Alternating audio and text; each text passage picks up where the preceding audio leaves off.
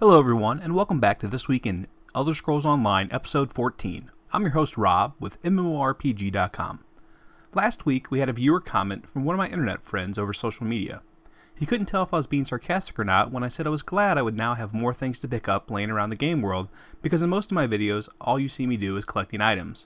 Well, Hokey, this video is for you. 5-ish minutes of me running around picking stuff up. Also, keep a lookout for a phasing issue that prevents me from looting a chest. It just keeps disappearing. What a tease. This week will be a short one. On it we'll talk about Craglorn Interactive Map, patch changes, and the console edition being pushed. Earlier this week, ZeniMax added Craglorn to their interactive map of Tamriel. You can see the rough shape of the zone along with some more screenshots and flavor text to go with sketches of possible enemy encounters. We also saw patch 1.07 hit the live servers. This patch focuses primarily on bug fixes, as you might expect since it's not 1.1. We did see some actual changes though. Those changes impacted the guild store. It reduced the cost of listing an item in the guild store. It also reduced the amount of gold taxed on the sale of an item in a guild store. It also changed the mail system. It significantly reduced the cost of sending items COD. It fixed an issue where the postage fee percentage for COD mail was not working as intended. And it fixed an issue where you were still being charged a postage fee for COD mail even if the recipient name was invalid. I actually complained about these on an earlier episode of This Week in ESO, so I'm pretty thankful for these changes. The costs were out of control. The fee for sending something COD was like knowing tax code. From what I can tell now, it's 10 gold plus 5% of the total price that you're sending at COD. It used to be 10 gold plus 10% per stack. So if you sent 6 stacks, it was 60% of the amount you requested COD was charged to you in a fee. This is a little bit ridiculous. And the biggest news of the week, ZeniMax has pushed the release of Elder Scrolls Online on the consoles. This comes directly from their website. We know from the frequent questions we get that many of you are excited about playing Elder Scrolls Online on the PS4 and Xbox One.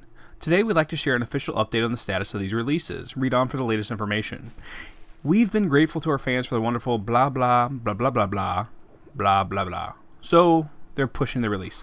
We know that the news of Elder Scrolls Online console delay is disappointing to many fans, you as to us. We want to do what we can to make it up to our fans. We want to start playing now. So we've worked out the following arrangement with Sony and Microsoft. This is the good news out of all of it. Via special offer, anyone who purchases and plays the PC and Mac version of the Elder Scrolls Online by the end of June will have the opportunity to transfer their characters to either console version when they are released. This offer will allow you to begin playing immediately on the PC and Mac, and then add the PS4 or Xbox One version and transfer the characters you've created and developed. And you don't have to pay full price for the game twice. For $20, eligible PC and Mac players will have the option to add a full digital version of Elder Scrolls Online on either the PS4 or Xbox One with your character transfers, and another 30 days of included game time. Whether you decide to take advantage of this offer or not, we promise to do everything we can to get the game released on both consoles as quickly as we can.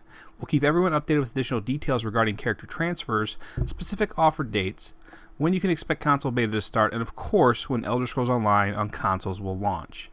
This is pretty big news. It's not often that you're going to see developers push release schedules, and that's because there's so much money involved with marketing these dates.